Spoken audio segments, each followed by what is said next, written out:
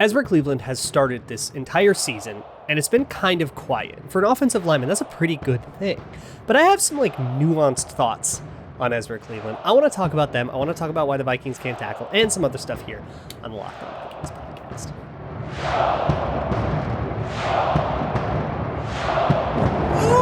Ooh-wee! You are Locked On Vikings, your daily Minnesota Vikings podcast, part of the Locked On Podcast Network. Your team every day. What's going on, everybody? Welcome to Locked On Vikings podcast, part of the Locked On Podcast Network, your team every day.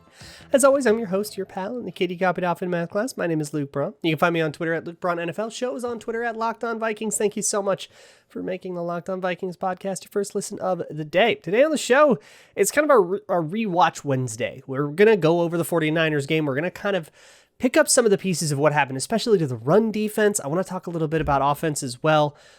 In particular, I want to talk about Ezra Cleveland, and that's where we're going to start. We'll get into some of the run defense stuff. I mean, the 49ers ran for 200 yards on the Vikings. I got to tell you how that happened, and it's fascinating, so I'm going to spend a long time talking about it. But first, let me talk about offensive line and stuff. For one, I should probably mention, because it's been kind of a story, right? Mason Cole had a pretty good game. He had a couple of pretty rough reps. But on the whole, there was more good than bad, I thought. So that's nice, of course. Oli Udoh is so frustrating. I can't quit him. He's got so much potential. There was a sequence after the play. So Oli Udoh basically oversets on a reach-ish block. It's not quite his fault. And this is something that I'm going to get into more when it comes to defense. He was tasked with reach blocking a player, a 49ers defender. And that means he's got to get all the way across to that player and then seal him off the other way. And he kind of overset, he went too far across that player so that player could just come upfield. But if that player comes upfield and you're reach blocking him, there's kind of nothing you can do. It just plays into the technique that you're going to run. And so you kind of get this free penetration, and that's what ends up separating Dalvin Cook's shoulder. It was the play where Cook got hurt and fumbled. And then on the very next play that Oli Udoh got after the Vikings got the ball back, he just buries a guy. And it's there's so much, that play was so bad, the fumble play was so bad, but it kind of wasn't his fault. And then he comes back and he does that. I'm growing more and more sympathetic to why the Vikings want to keep him in. Now, I've long been on the train of benching this guy for somebody else, be it Wyatt Davis or bringing Mason Cole or Bradbury over there, finding something else to do with one of your two centers or something like that. I've long been a proponent of that. I'm not quite jumping off of that train yet, but I just still get it. But really who I want to talk about is Ezra Cleveland, because Cleveland is kind of quietly ascending, and it's never the biggest story of the week. So I've never really made it a topic on the show, but we should probably mention it here in week, it's week 12, right? He's just sort of quietly gotten better. So let's talk a little bit about Ezra Cleveland and the way that he plays. He still plays like a tackle who has moved to guard. I'm going to start with the negative. We'll wrap up with the positive. And the negative that I see is still the same negative that I see with Cole, that I see with Udoh. They're all kind of slow out of their stance. And for different reasons too. But for Cleveland, and I guess Udoh too, it's because they're tackles that have moved to guard.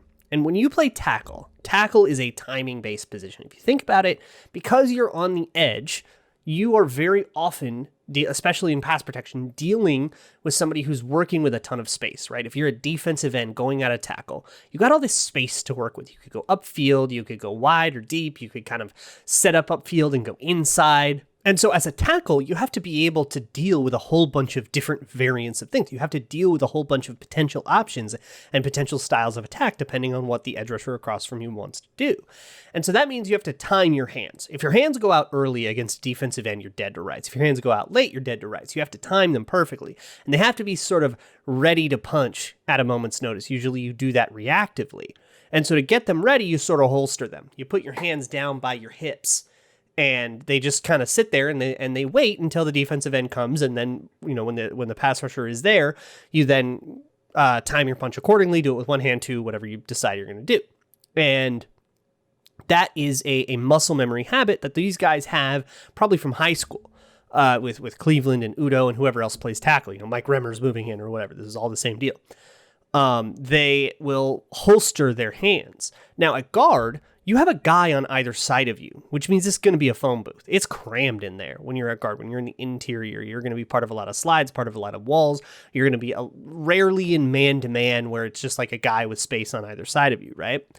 And even when you are in man-to-man, there's still like kind of some bodies there that you could throw somebody into, and you've got kind of borders. It's like bowling. You've got some bumpers in the gutters you can kind of work with. And that means that things are going to develop a little bit faster, because if you're a defensive tackle going up against a guard or a blitzer or whatever, there is one way forward, and that is through you. That's it. You can set up a swim or whatever, try to get past. But really, you've got through. You can't go up and around somebody. You can't set them up and then like cut inside and get this like free lane unless you're Myles Garrett and you can Euro step and teleport. That more or less, it is going to develop quickly. Your plan is going to be quick engagement and trying to get up under somebody, forklift them, get them back into the quarterback, right? And so that means as a guard, your hands have to be out immediately. You do not have time to get them down by your hips. But these guys are all tackles with that kind of muscle memory. So their hands are going down by their hips. And Ezra Cleveland does that as well. And I do think it still leads to too many pressures for me to be like, he's just a good guard now. But that's only one facet of his game. The thing about Cleveland is that those losses are getting less and less frequent and less extreme. His holster his hands and then get his hands up into somebody's chest, that process is still one too many steps, but it's getting faster and faster and faster. And it's getting, he's getting himself set up better. And in the run game, he is more and more frequently driving people and moving people and then comboing well into the second level. And he's playing well in the screens and stuff. It is difficult to sort of document because it's been so quiet and steady, but steady improvement is a very, very good thing for an offensive lineman. He still looks like a tackle playing guard, but that's hurting him less and less. And I made a tweet that like his bad plays are getting quieter and quieter and his good plays are getting louder and louder. And he's unlocking more big plays. Greg Olsen called him out on the broadcast last week against the Packers. And I think rightfully so. He had some highlights there. He had some lowlights that Olsen missed, but whatever. He still has highs and lows. He's still like an up and down player to me, but that's really exciting for a guard, especially because it's been a while since we've had like a good guard. I don't think he is like just a straight up good guard with no caveats yet. He's like good, but you have to ignore certain things. And if you ignore those things, he's good, but you have to like willfully ignore bad stuff. But it's getting there. And they might have something here. This guy might be able to actually be a true blue solution at the position. And considering that O'Neal and Darrisaw are probably going to be the tackles for the foreseeable future, that's good that he's kind of found a home. So offensively, look, the Vikings had a pretty good game offensively. Again, Kirk Cousins was a little bit off. I thought his feet were off. He was a little bouncy on his feet, a little toesy, as JT O'Sullivan would put it. Which is kind of an antsiness thing. And it's kind of a things are in your head kind of thing that just happens to quarterbacks. And I think that's what led to his inaccuracy. And it's not something that Kirk Cousins usually deals with. It's something to watch. Watch him in the pocket against the Lions. See if he's bouncing up and down, if he's toesy, especially if he's on his toes when he throws. Because I think he does. He always kind of bounces up and down in the pocket, which is a bad habit, but kind of, priority number 9 for a quarterback coach to like work on with him. So it's never going to get fixed because it's not like that big a deal. So as long as he gets his feet down when he throws, it's fine. But then he's also got that stupid ball pat. So when he decides to make a throw, he's got to get his feet flat and he's got to get his stupid ball pat in, and then things end up late. And that's been kind of messing with him. Some of the off-kilter throws were also throws on the run, which are difficult throws, and like quarterbacks will just miss those sometimes, but Kirk like never misses them, which is unfortunate. It's like we've kind of got a higher expectation for him because he's earned that higher expectation. So it's jarring to see him miss those, but those are like just missable throws. It's just your body's not quite on the right foundation and you're torquing weird and it's just like difficult. He's just phenomenal at that, and he wasn't phenomenal at that against the 49ers, and we had kind of grown used to that. It sucks. But let's talk a little bit about the defense too. I want to talk about why the 49ers were able to just run the ball at will. They had some really, really insanely long drives that killed clock and played the game exactly like the 49ers did. And I think that's kind of why the Vikings lost. So I want to talk about that stuff too. But first, let me paint a picture for you. The Vikings are winning by, say, 10 points, beginning of the second quarter. I'm going to guess you don't trust that very much. They certainly haven't earned that. Maybe you trust it so bad that you maybe want to gamble against it. And that is what is perfect about BetOnline's new live betting apparatus. They have redesigned their whole website. They've got a live betting thing going on. So you can just log on to BetOnline. They just redesigned your website. So any given Vikings game, call it 4 or 5 minutes left in the second quarter. I usually do it around 2:30. I usually push it a little bit further. And you can just bet against the Vikings keeping the lead, because you know they're going to blow it, right? And if they don't, well, it doesn't feel that bad that you lost the bet, because then that meant the Vikings won a game handily, and we're all happy about that, right? It's called an emotional hedge. Anything else you want to do at BetOnline, you can. Pro, college football, basketball, hockey, even UFC, MMA stuff, or your favorite Vegas casino games. Just enter promo code LOCKEDON when you sign up, LOCKEDON, all one word, to get a 50% welcome bonus. Make sure you claim that 50% welcome bonus with the promo code LOCKEDON at betonline.ag, where the game starts. So we got to talk about this run defense, huh? So here's the deal with the run defense. I think most people could probably chalk it up to like, well, the whole defensive line was out, right? So if the Vikings had all their intended starters, those guys would be Everson Griffin, Danielle Hunter, Dalvin Tomlinson, Michael Pierce. Hunter out for the season. Griffin, I'm going to guess out for the season. I don't actually have any information on that, but let's just assume for now, out for the year. Michael Pierce out on IR for some amount of time, indefinitely we'll call it. Dalvin Tomlinson, he's on COVID, right? All of those guys are out. So you've got James Lynch and Armin Watts, and you've got DJ Wanham, and you got Tayshaun Bauer like coming in as a relief edge rusher and all that. It's bleak at edge rusher, right? So that sucks. You have Eric Kendricks and Anthony Barr there. Barr leaves in the middle of the game. Nick Vigil's in and out of the game. It's difficult, right? They don't have all their personnel. And so I get that. And then you go, okay, well, then the 49ers are a good rushing team. They ran for 200. Yeah, this all makes sense. Maybe you could leave it there, but I'm not satisfied with that. I want to go a little deeper. What happened? Because when you watch, when I watched the tape, I did not see James Lynch and Armin Watts getting killed. I saw DJ Wanham get washed out a lot. He's done a little better in the pass rush game, but he cannot hold an edge to save his life. He is just not good enough in the run, I think, to be like a true bona fide starter. He's just not bulky enough, and he gets just like pushed back way too often. And then you've got a bunch of other rotational guys, right? So yeah, there was that problem, and you could probably chalk that up to that, turn the podcast off, and it wouldn't be that wrong. But if you're still with us, let's have a little bit more of a discourse about all this. And what I want to talk about is Kyle Shanahan, because Shanahan, I didn't get a chance to like preview Shanahan because of the holiday. And I wanted really so bad to talk to you about it, but I was like traveling. Shanahan is fascinating because he uses all this motion and shifts and pulling and trapping, and like guys are moving horizontal so much that it messes with your gaps. Think about yourself, like put yourself in the shoes of a defender. And say Eric Kendricks or Blake Lynch coming in for Anthony Barr, right? You're a backup. You're still kind of learning it. You are given an assignment, right? I've got the B gap here. I got the gap between the center and the guard. And then the guard pulls, and suddenly the guard's on the other side of the formation, and then a tight end is coming around too to like try to hit you from the side. What's your assignment now? Because there was a guy who's got another gap over there between the guard and tackle who's now going to be in the same gap as you. And there's an extra gap over on the other side. And everybody's going to shift over there, so something's going to be unfilled. Do you take the new one? Do you take the old one? What's the deal?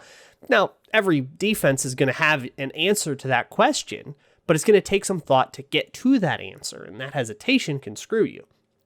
So there's that. The other thing is the motion that the 49ers use can just manipulate things spatially. And what makes Kyle Shanahan special, like the Lions do this too, but they don't take advantage of it as well as Kyle Shanahan does. Kyle Shanahan's 49ers do a phenomenal, it's art. It's unbelievably cool to watch when you think about like what's going on.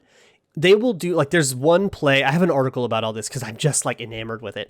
And in that article, one of the plays has an orbit motion type. I think it's orbit motion where a wide receiver will motion across the formation. When he gets to about the tackle, he backs off, he goes deep, and then he orbits around the quarterback. So he goes deeper than the quarterback, he runs around the quarterback, and then he kind of runs out like he's going to get a swing pass or a bubble screen. And what that does, somebody's got to go with that action. That somebody in this particular play was Harrison Smith. He widens out so that he can cover that.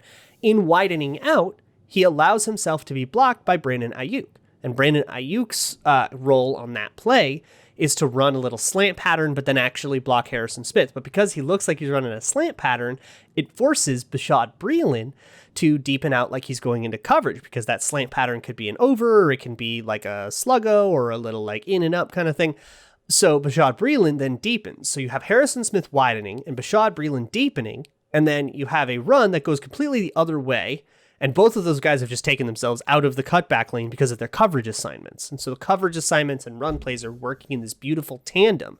And spatially, they're getting guys to widen themselves out and get out of the way, because Elijah Mitchell, who's the running back on the play, ends up needing to cut back on this play because somebody on the front side wins their gap. So that the front side of the play, the way the play was supposed to go, isn't there. Elijah Mitchell cuts back, and that cutback lane is wide open because those two guys just cleared themselves out of it because of their coverage responsibilities. That's what makes Kyle Shanahan so cool. And what you end up with at that point is Elijah Mitchell running through, and then those other guys who have just cleared themselves out, Breeland and Smith and Nick Vigil also had a problem there, all have to kind of scramble to get back into the lane, and then they end up making these diving tackles. If you watch that game, didn't it kind of feel like the 49ers running backs were just greased up, like they were covered in oil and they were totally slippery? Well, that feeling that you got was probably because Vikings defenders were diving at tackles a lot because they weren't in good enough position to actually do a form tackle. So there was a lot of missed tackling, bad tackling. You might go, wow, bad tackling, that's bad coaching. They got to have their fundamentals down, but it wasn't a fundamentals issue to me.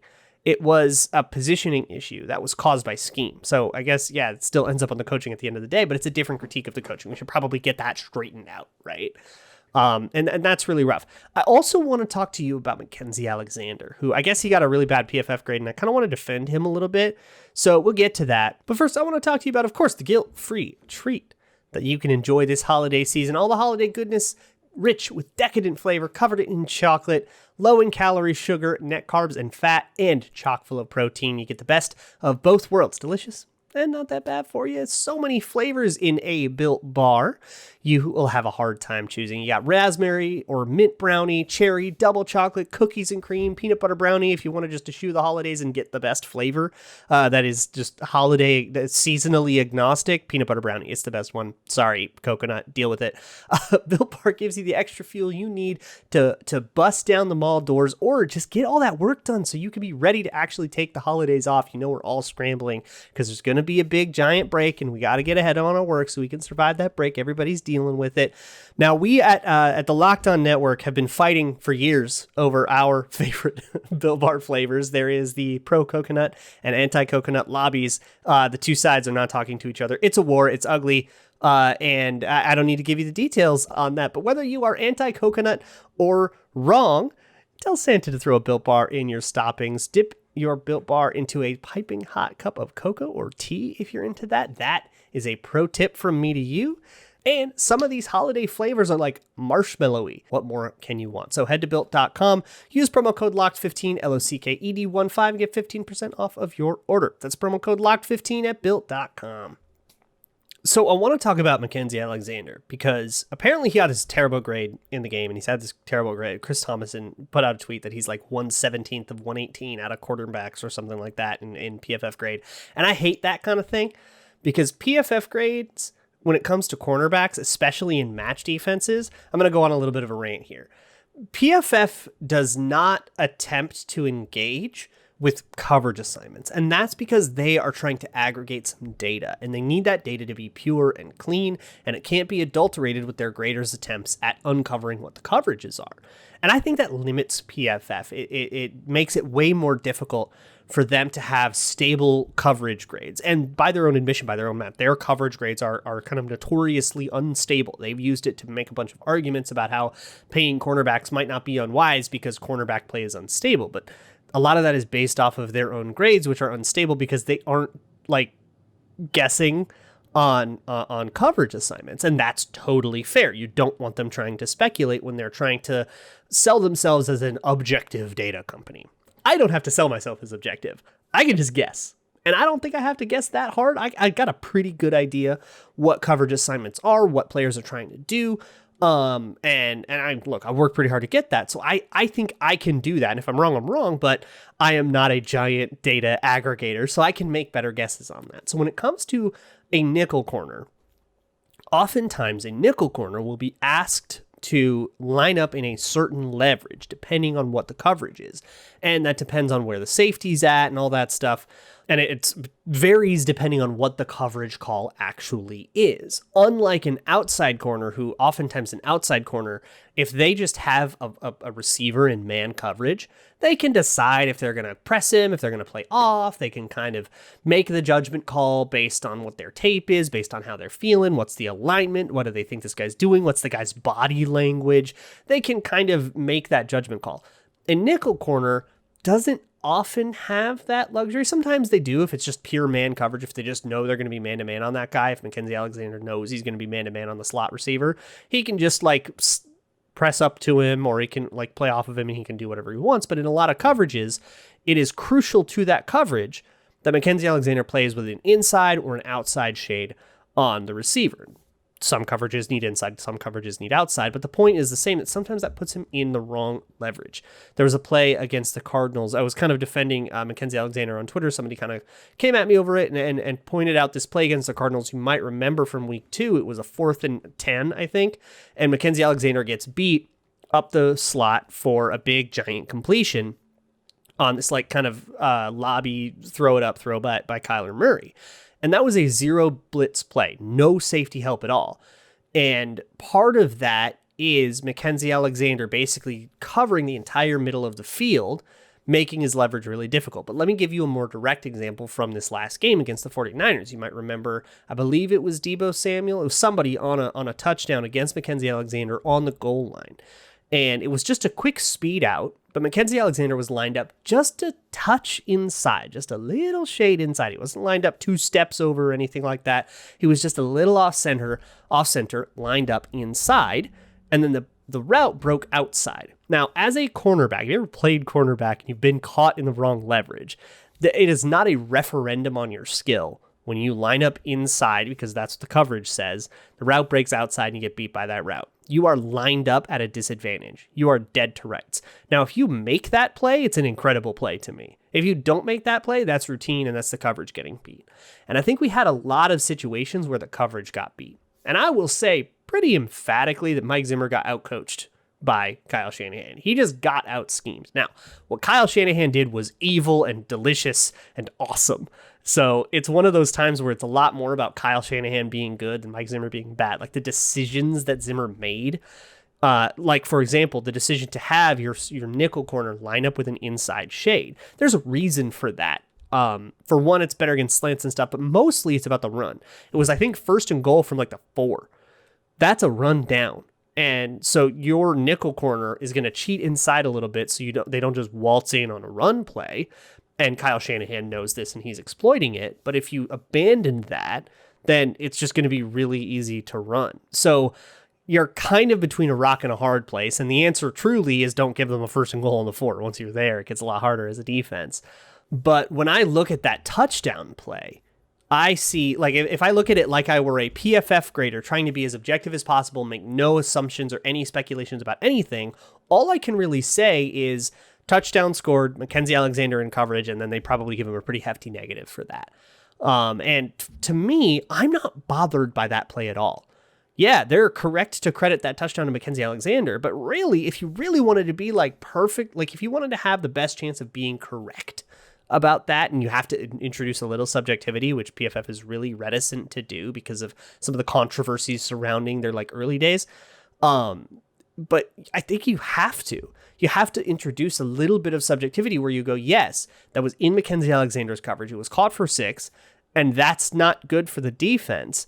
But he was put in a rock and a hard place because of a coverage that was called. And the coverage that was called for pretty good reason, because you don't get to know that they're going to run a speed out right away.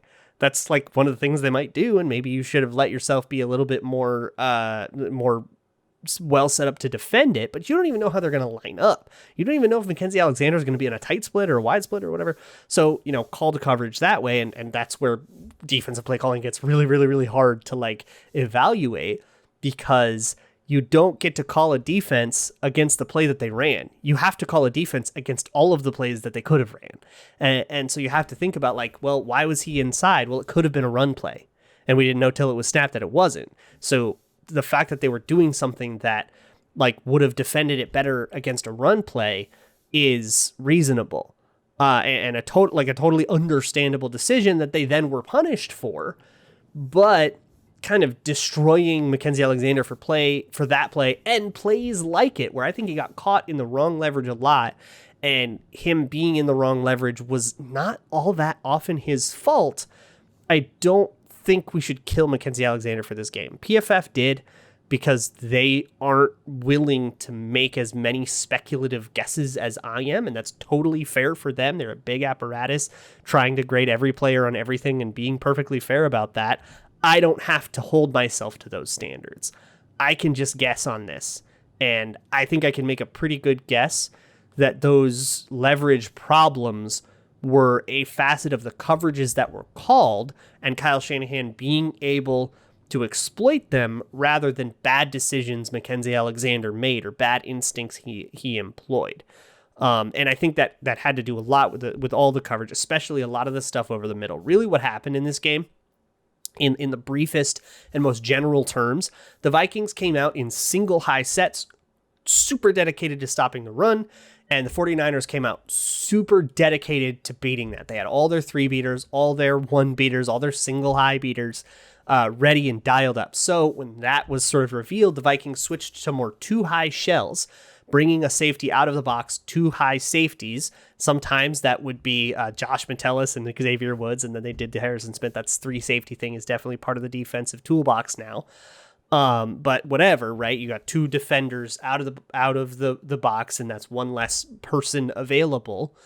And then that's when the 49ers started doing some of their fancy schmancy run stuff, and that made it really, really, really difficult. 2 high run fits are so much harder than 1 high run fits, because you got another dude on the roof who's not in the box. So that is sort of what happened in this game. And the Vikings were kind of constantly chasing and adjusting and stuff. And Shanahan just stayed a step or 2 ahead. And credit to Shanahan, I guess that's a demerit for Mike Zimmer. But honestly, the way that I saw it, it's more credit to Shanahan than it is a ding on Mike Zimmer. So we're going to move on from this one. It's Lions week again. So we're going to talk tomorrow to Matt Derry. We'll check in on it, do a little welfare check, make sure he's okay after what he's been through this year. I'm excited for that conversation. I always love talking to Matt. In the meantime, check out the Locked On Bets podcast with your boy Q handicapping expert Lee Sterling. I will see you all tomorrow with all of that. And as always, Skol.